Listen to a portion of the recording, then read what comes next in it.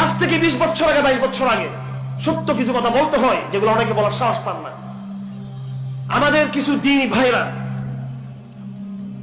ভাইয়েরা বর্মার অনেক ছাত্র আগে হাটাজারি মাদ্রাসা পড়তো। তারা আল্লাহর রাস্তায় আল্লাহর দ্বীনকে কায়েম করার জন্য, আরাকানের মুসলিম মুসলমানদেরকে রক্ষা করার জন্য তারা জিহাদ ফি সাবিলিল্লাহ তারা অংশগ্রহণ করেছিল। কোথায়? আরাকানে, মংডুতে, আকিয়াবে, বুসিদঙে। সেই সময় তাদের সেই জিহাদকে স্তব্ধ করে দেওয়ার জন্য নাম নিয়ে বলতে চাই, মৌলানা হানিফ নামে এক মৌলানা কিতাব লিখেছিলেন, জিহাদ ফরজ নয়, জিহাদ এখন এটা আত্মঘাতী, এটা হারাম। মৌলানা হানিফ আজ থেকে 25 বছর আগে জিহাদের বিরুদ্ধে কিতাব লিখেছিলেন। এবং বাংলাদেশেও আরেক মৌলানা সাহেব তিনিও জিহাদের বিরুদ্ধে ফতোয়া লিখেছেন। কথা ঠিক কিনা? সেই ফতোয়ার পরিণাম কি হবে সময় বলে দিবে। আমি ভুক্তভোগী, মৌলানা হানিফকে আমি চিনি ভালো করে।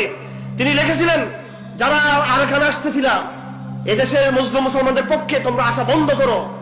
কোন ছাত্র যারা হাটাজারি পড়িতে পড়ো জিহাদ নিয়ে তোমরা আরাকানে ঢুকতে পারবে না।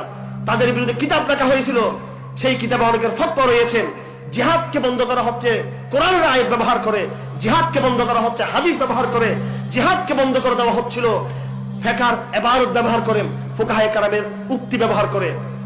সেই মৌলানা হানিফ সহ আজকে আরাকানের লক্ষ লক্ষ মুসলমানদের পরিণতি কি হলো?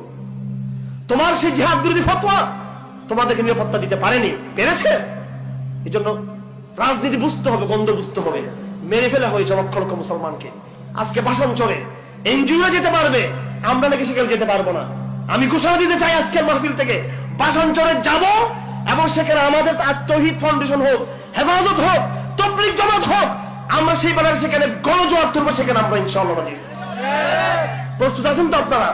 এই ভাষাঞ্চল বাঙালি মুসলমানের ভাষাঞ্চল, এই ভাষাঞ্চল এনজিওদের হাতে তুলে দেওয়া যাবে না। এই ভাষাঞ্চল বর্মার মুসলমানদের আমরা অভিভাবক, তাদের পাশে দাঁড়ানো আমাদের দায়িত্ব। শুধু বাংলাদেশের মুসলমান নয়, আমি এই কথা আমার আমিরকে বুঝাতে চেয়েছিলাম, আমির হেফাজত আল্লামা জুনায়েদ বাবুনগরীকে। আমি আরো 1 বছর আগে বলেছি, সেই রেকর্ড ফেসবুকে রয়েছে। আমাদের নেতৃত্ব লোক নেই, পদের লোক নেই। আমি বলেছিলাম, আনতাল মোল্লা জুনায়েদ বাদা মোল্লা ওমর, মোল্লা ওমর পর আপনাকে মোল্লা জুনায়েদ হিসেবে আমরা দেখতে চেয়েছিলাম। আমরা দেখতে চেয়েছিলাম একজন আমিরুল মুমিনিন এই দেশে আসবে, যিনি আসামের মুসলিম মুসলমানদের অভিভাবক হবেন, আরাকানের মুসলিম মুসলমানদের অভিভাবক হবেন, এবং বাংলাদেশের সমস্ত মুসলমানদের তিনি কি হবেন? অভিভাবক হবেন তিনি। কথা ঠিক কিনা? আমরা অভিভাবক চাই। আল্লাহ পাক আমাদের বর্তমান আমির হেফাজতকে সে হিম্মত দান করুন, সে তৌফিক দান করুন।